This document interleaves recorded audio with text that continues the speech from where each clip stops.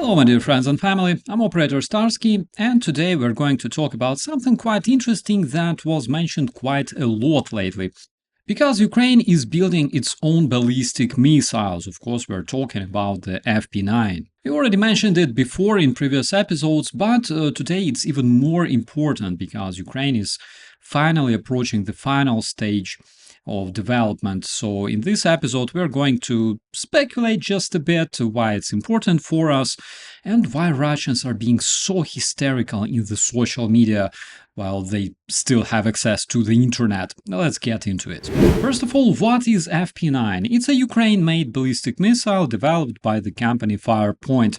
And according to the most recent statements from their chief designer Denis Shtillerman, this missile is supposed to hit targets up to around 800-850 kilometers. That already tells you a lot, because not only we're talking about erasing the Russian front, but also the Russian rear.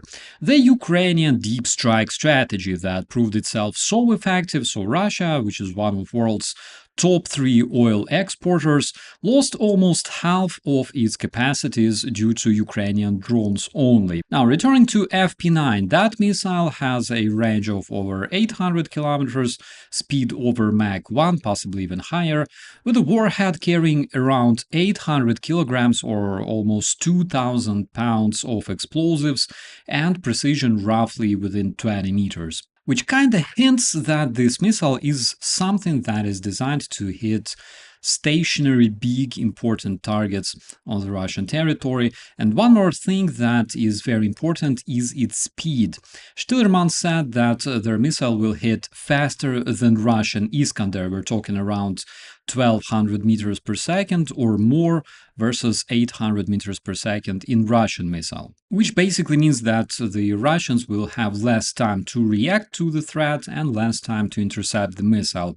Shtillerman said that maybe 20-25% of missiles could penetrate air defense, which for ballistics is actually a lot. Now, the next question is, what can Ukraine actually hit with this missile? Because I always hear Moscow, and I mean, yeah, Moscow is well within the range of this missile, and it will definitely receive some greetings from Ukrainian people. But let's be honest, my friends, there are many other targets that matter much more in military sense. For example, Bryansk, Kursk, Belgorod regions, those are already heavily used for logistics, for supply and staging. For some reason, people underestimate the value of those territories, or rather, what they're being used for and what sort of Russian military assets are located there. But those territories can be easily reached by missiles like FP7. FP9 even expands the Ukrainian reach. This missile will be capable of hitting places like Voronezh, which is major military command and logistics hub for Russians, Rostov-on-Don, which is extremely important for the Southern Command and the war management, also Volgograd, where you have industry, transport, fuel routes, Kazan with their aviation industry, including strategic bombers, by the way. Then we have Nizhny Novgorod with defense industry and electronics. We have Tula region with weapons manufacturing, and we have Kaluga and Ryazan, which is their military bases and logistics. And of course, oil refineries, ammo depots, factories, command centers, basically all the things that make the Russian terrorists able to continue the war. And also one important thing that Shtillerman said in his interview was he explained that hitting regions like Belgorod actually doesn't really change anything for Russia strategically or psychologically, but hitting Moscow, that's absolutely different thing, because Russia is extremely centralized and everything important for Russia's survival is in Moscow. So psychologically and politically, it's gonna hit much harder. And now let's talk about something that people are already asking. Does this mean that the war is shifting again from drones to missiles?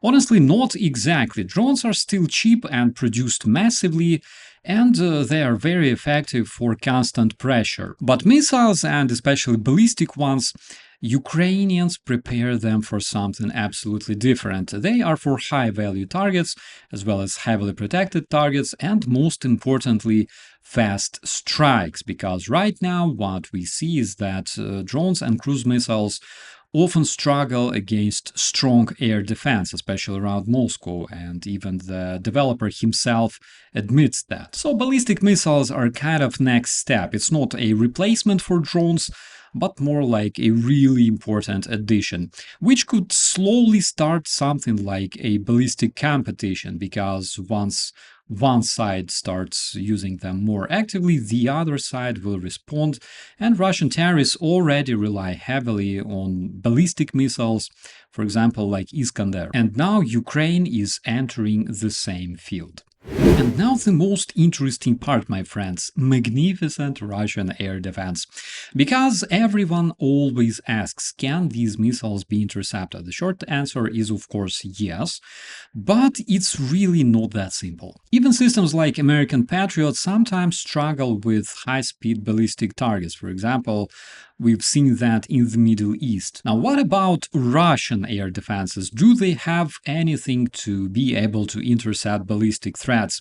They technically have systems like S-300, several hundreds of them, S-400, around 50, 60, and newer S-500, which are very limited. On paper, S-400 is supposed to intercept ballistic missiles, but reality is always a bit different, as we all understand. First problem is coverage, because Russia doesn't have enough modern systems to cover everything. And from what we can tell, they concentrate those modern systems around Moscow, St. Petersburg, and some key military areas, which means many Russian regions are not well protected at all. The second problem is experience. As Stillerman said, Russian air defense didn't really deal with large-scale ballistic threats before, like Ukrainians, for example. To quote Mr. Stillerman, they will learn someday, and not instantly.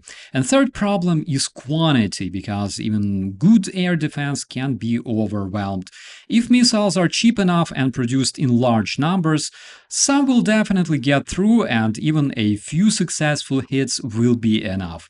And fact is, this is exactly what Ukraine is trying to do, because Ukraine is planning to produce FP9 in massive numbers. Because as Stillerman said himself, if you produce 2 or 3 missiles per month, it makes absolutely no sense, especially when you're competing with such a big enemy as Terror Russia. So if Ukraine proves of being capable of mass-producing cheap ballistic missiles like FP9 with such a long reach, maintaining effective air defense suddenly becomes a very big problem for the Russian terrorists. Which brings us to the conclusion. What do we have in the end? Ukraine is building its own ballistic capability, which is something that can actually bypass Russian defenses and hit them deep and very, very hard. This doesn't mean that something will instantly change on the battlefield, but it changes the long-term picture, because now the Russian terrorists have to think not only about the front, but also about their rear, and think about it very, very seriously. And maybe even about their capital city. And you know, something already tells me that Moscovians will enjoy fireworks very, very soon. With that, my dear friends and family, thank you so much for watching. Don't forget to subscribe, share this video, and support Ukraine. I'm Operator Starsky, and I'll see you in the next one. Subscribe to UATV English and stay updated on the most important events, top news from Ukraine and all over the world, in-depth analysis, exclusive reports and interviews, all on hand in our channel. Join our community of viewers and stay tuned.